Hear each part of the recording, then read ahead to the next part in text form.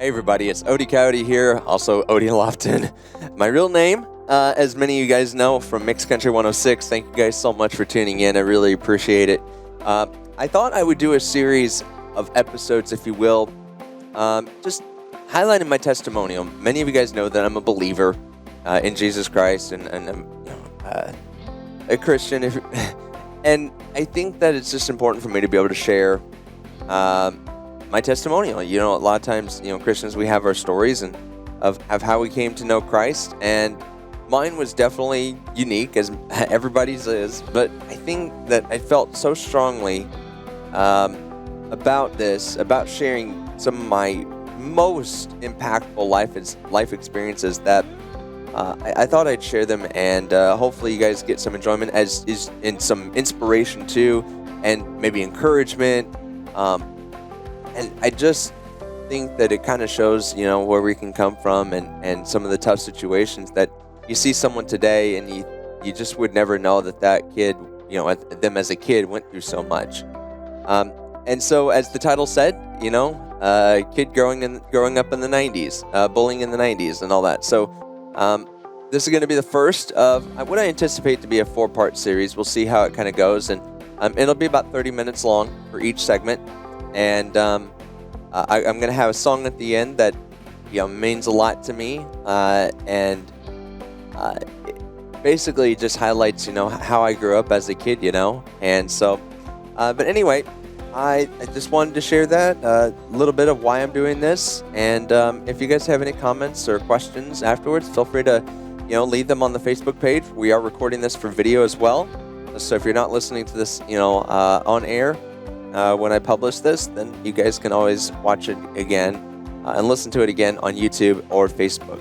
So, and feel free to comment below on those pages and posts and all that. And let me know what your thoughts are. So yeah, growing up as a kid in the 90s. Okay, so it was very different for me. Many of you guys know that I'm visually impaired. I've been all my life. We moved to Memphis, Tennessee from Oklahoma when I was just 2. My folks divorced and split when I was 5, and my mom was a single mom working 3 jobs, because as a kid with a disability, I had a lot of surgeries and stuff as a kid, and the insurance just did not pay for all of it, and so my mom worked really, really hard to be able to pay for those procedures and tests. And I remember contact lenses that I would just lose constantly, and it was definitely hard for my mom to keep up. I remember many nights, if I did get to see her, I might be at the medical billing place she worked, sleeping in a conference room.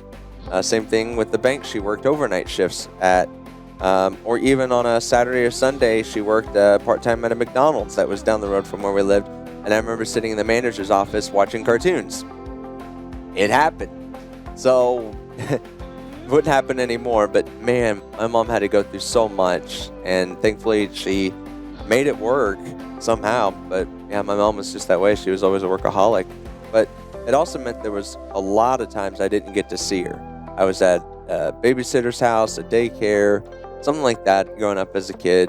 And it meant that even before or after school, sometimes even overnight, I wouldn't get to see her at all. I had sitters, and a lot of those sitters became, like second moms to me, basically. They're very kind, but it's never going to be the same, right? You can't emulate being,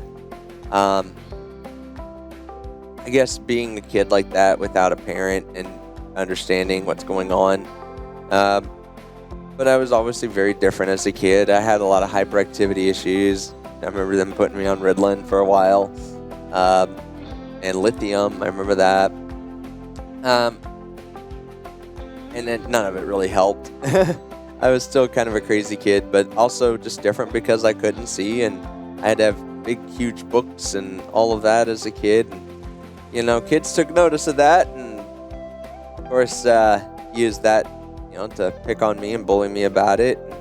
And knew that they could flick things at me and push me, and I wouldn't even be able to tell sometimes who did it. And nor did the teachers care. That's the thing. So when we moved to Memphis, the school district told my mom that the best place for me to get the resources and support I needed as a special needs child with low vision was going to be an inner city school in Memphis. Yeah. So that was probably the worst place I could have been, from a learning and social aspect, of it. It was probably the worst place I could have been. I was just bullied relentlessly, and not even always because of my disability. A lot of times it was because I was white. Used to be called whitey, white boy, just picked on a lot, and it was miserable.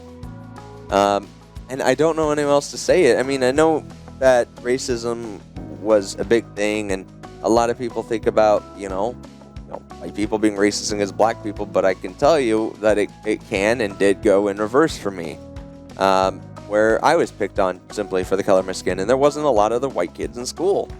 There just wasn't. And as much as we don't want to see color, especially nowadays, I know, but back then, people still saw color. And that was used to my disadvantage. And I was bullied a lot, and I did not have a lot of friends. I did not have a lot of, kids that would stick up for me, or teachers who would stick up for me. And it was really bad. It was so bad, in fact, that, sometimes I couldn't even count on the teachers to help. A lot of times they were so overrun with other kids with behavior problems and just, outbursts in the class that they just couldn't deal with me, right? I tried to, stay out of the way as best I could, but sometimes I would even get into it. And see, back in that time, it wasn't common for kids to get spankings. And I remember a couple incidents, but I remember one kid who got, was acting up so much that, I don't know if it was the principal or assistant principal, or one of the school administrators came in, whooped his butt with a wooden paddle right there in class, right there in the middle, third grade class. I remember this. And I remember I got my hand swatted a few times. A couple times I deserved it, but one time some kid was throwing some stuff at me, and it was before school, and they all had to sit in the lunchroom, and you had to stay facing forward. That was the thing. You had to sit there, and you had to face forward. Don't move. Don't talk to nobody. They wanted everybody to just sit still. That was the only way they could maintain control and order in this school. The kids had no freedom. We had no freedom whatsoever. You had to sit there. Sometimes they'd even tell you to put your hands on the table. Don't move. Just keep your hands on the table. It's just almost like being arrested now. Think about it. But I remember one kid didn't listen and threw things at me, and I did one of these things. And this was enough for me to get called up. And what they did is, when you misbehaved and they would call you out, they'd have a microphone up front. Because you're sitting in the lunchroom, and it was one of those lunchrooms where they have a stage up front in it, and they'd call you up. And I remember going up there, and I said, no, some kid was throwing stuff at me. I wasn't trying to look away. They're just like, I don't want to hear it. Get up there. And what would happen is, when they would dismiss the kids to go to their class, these kids would stick around, and you'd have to hold out your hand, just like this, and they take that wooden paddle and smack it right on your hand. And it's just so mad. I cried not because it hurt. I mean, yeah, it hurt. But I cried too because it was so wrong. I knew that I wouldn't have done that, and it made me mad the teachers wouldn't listen to me, that they didn't care that I was being bullied. They just didn't. And the kids knew it too. So they had no incentive to stop, and I had every incentive just to do something, just to keep away from them, or just do something that made me not want to be, worth their time. But I had a lot of behavior issues too, and sometimes that was hard for me to just not give in to the peer pressure and all that of, kind of acting out too. Just whatever I could do. And I remember it was that way all through school, and I do remember that it wasn't all bad.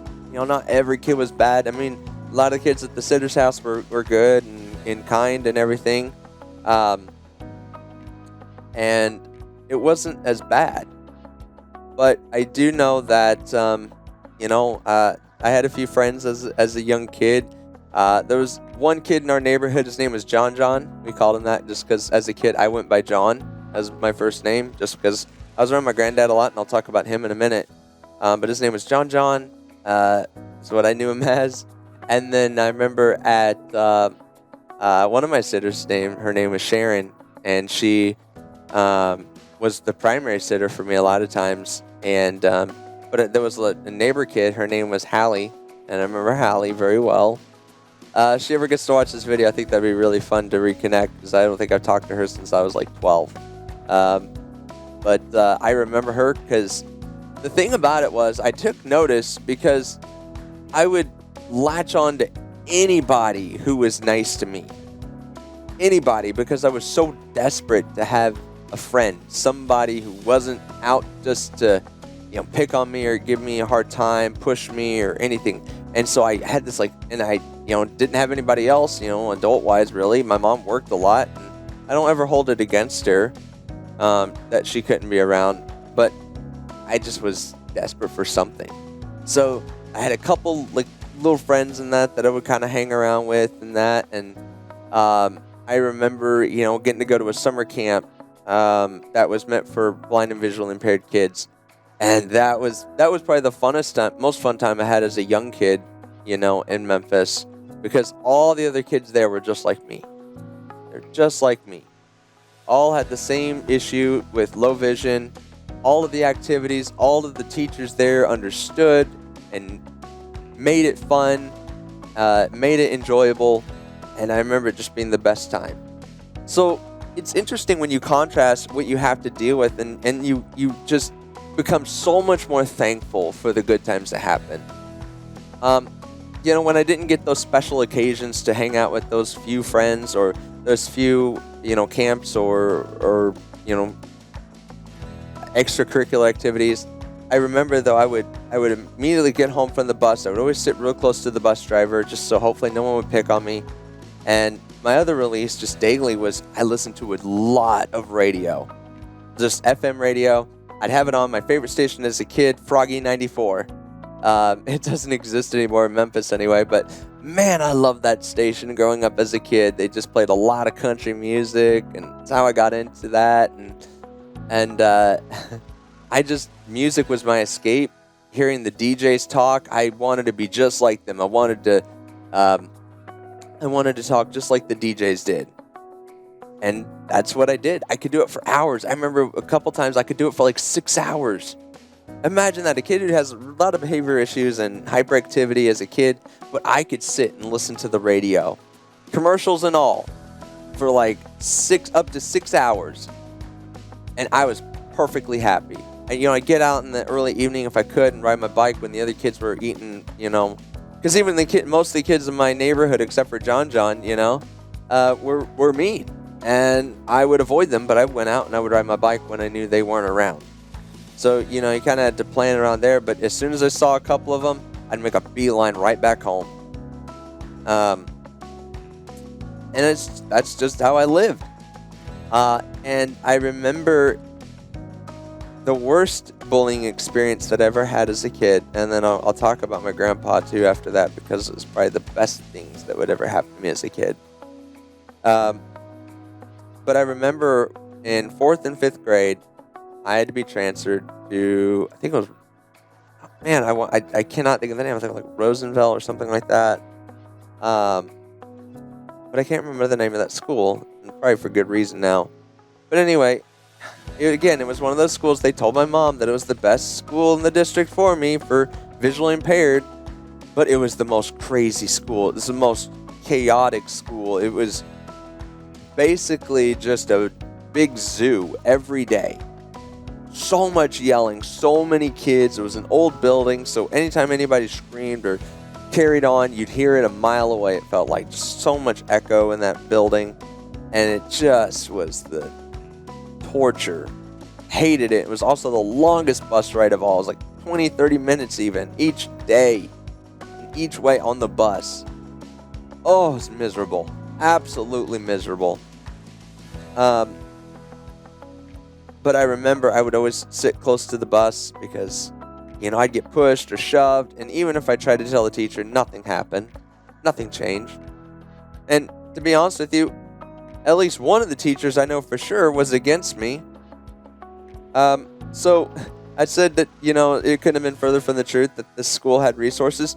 It was so bad that for leisure reading, now they would make my books in large print. I'd have these huge cardboard boxes of large print books and all of that. And I would almost make a fort around my desk too. I don't know why. It just helped me feel safe in the class, even though I was still getting stuff thrown at me. But I remember there was one class, it was a reading class, and the teacher's name was Mr. Underwood. And I remember his name for all the wrong reasons. He was not a good teacher. Probably the meanest teacher I ever had. The most uncaring teacher I've ever had. But anyway, he had this reading class, and every week we had to have a new book. It could be any book we wanted, but we had to get it from the library. Well, that library didn't have a lot of books, and as I got older, they didn't want me reading picture books or books that had a lot of pictures because, well, the print was bigger and it was easier for me to see. They wanted me to get more text-based books. Well, they didn't have a lot of text-based books that were big enough print for me to see. So there were weeks I would come into his class and I didn't have anything to read. Well, the punishment for that, and it was mostly the same for other kids, and I'll tell you why it was different for me though. You would have to stand in the back of the classroom and you would have to hold a dictionary or encyclopedia. And you added a book for every week that you didn't have a dictionary. And eventually I kind of got smart about it, and I would just have a book, but I knew I couldn't really read it, but at least I had it. But sometimes I didn't have the book, and he would treat me differently. One, I was supposed to be in the front of the classroom because of my vision. If he went over something or had a slide or something like that, and one of those overhead projectors, the kind with the clear film on it, and they'd put it on the plate with the light coming from underneath it and reflected off a mirror onto the board. No, he never let me sit up front. I always sat in the back of the classroom.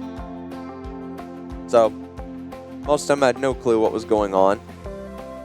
And a lot of times if I didn't, not only would I have to hold multiple dictionaries, but he would make me hold them above my head, and I was the only student who ever had to hold them above their head. And I also noticed there wasn't hardly any other white kids in school, especially in that class. And I finally put two and two together, even as a kid, but the only thing that was different is I was white. There were other kids who constantly missed, and didn't have books, but he made them hold books, but he never made them hold over their head, which, as you might imagine, is harder. But he made me do it. Well, one day I got sick of it, and I threw the books on the ground. And I said, no, I'm not doing this anymore. And I remember that day, he got so mad. He kicked me right out of the classroom and said, just get out. And I was like, gladly. But I remember, of course, I got sent to the principal's office. And at first, they tried to get me in trouble, I remember. But ultimately, nothing ever really happened to me. My mom got called in. And when I told her what happened, my mom took my side and finally came out.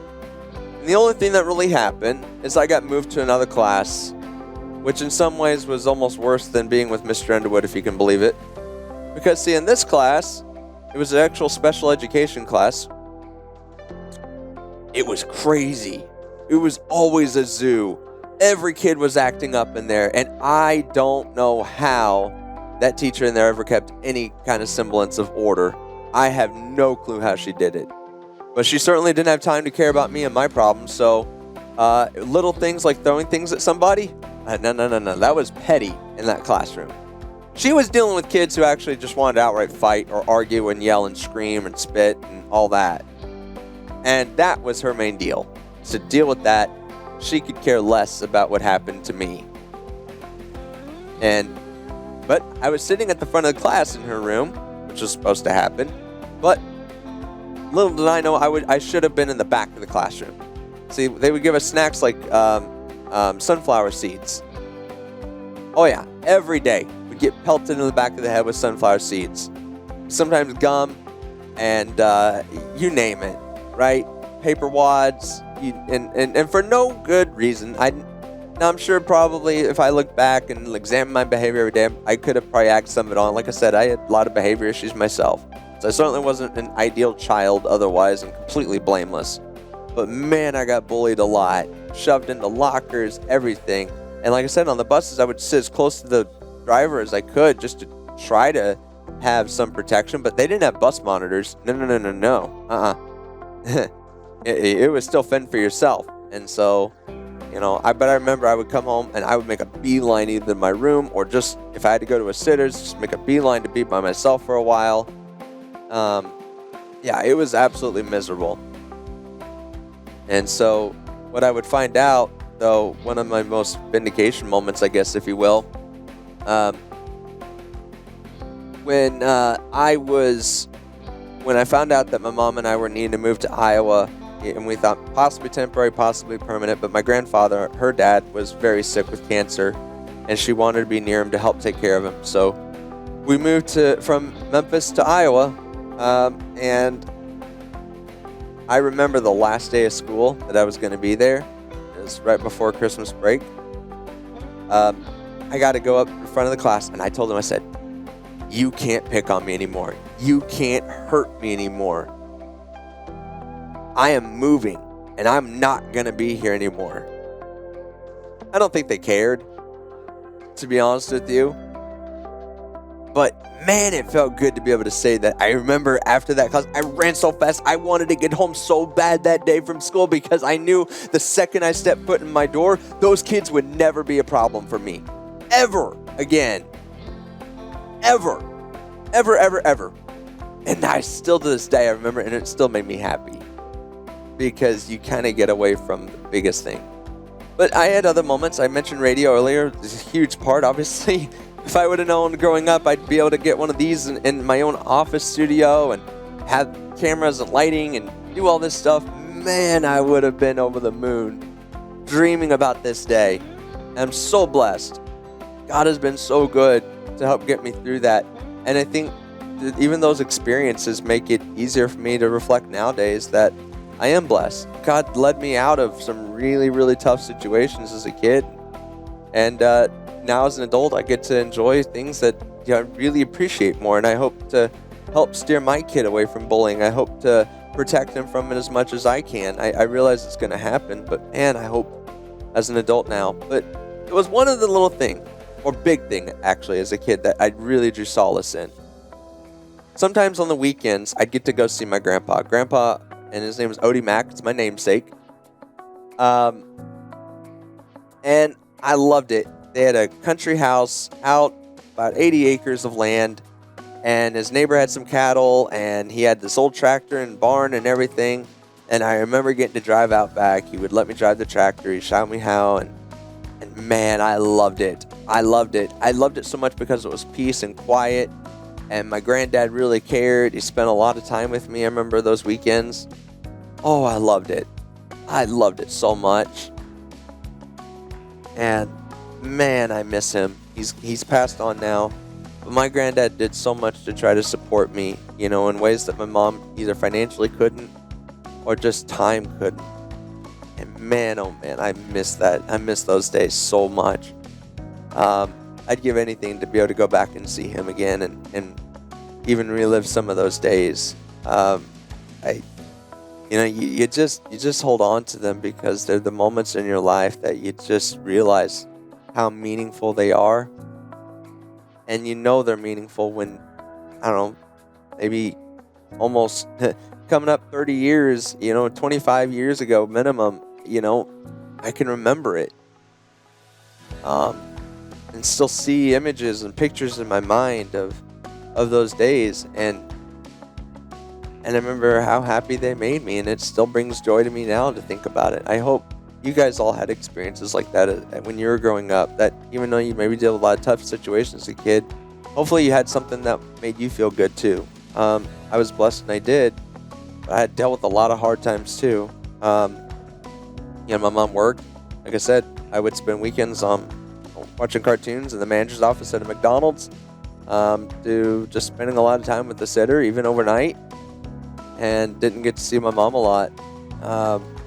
But I remember the weekends and all the hours I spent listening to the music and radio, and uh, those days meant so much to me. That I'm just beyond grateful.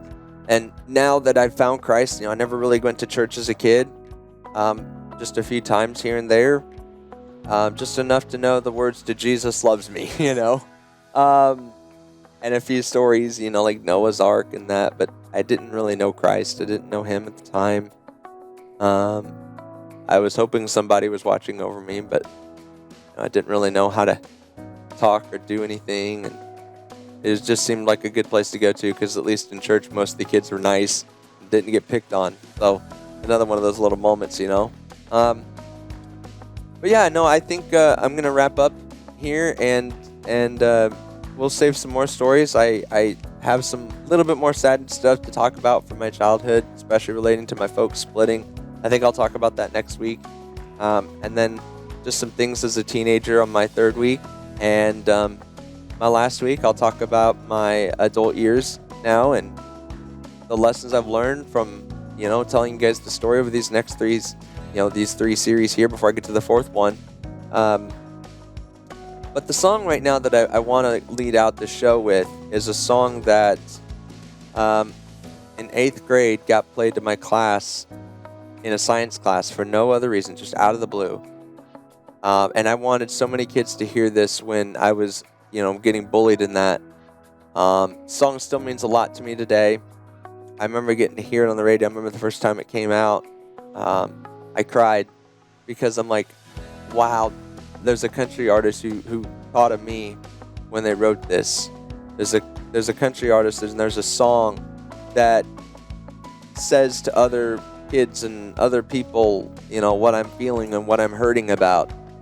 And that song for me is Mark Wills' Don't Laugh at Me. And if you've heard it before, hopefully it has the same meaning for you. Hopefully if you needed that song as a kid, you heard it and it brought you peace and almost some power to know that there's someone singing a song to thousands of people that you wish you could say or sing to 1,000 people yourself. And for me, that was this song, Mark Wills, Don't Laugh at Me. I hope you guys enjoy it. Thank you guys for listening to my story. Please feel free to leave the comments below and let me know what your thoughts are. I'd like to hear what your stories are as well. So make sure you leave those down, and hopefully this story here helped you and is meaningful and impactful, and just really appreciate it. Thank you guys so much. I'm Odie Coyote, and thanks for listening to Mixed Country 106. God bless you all.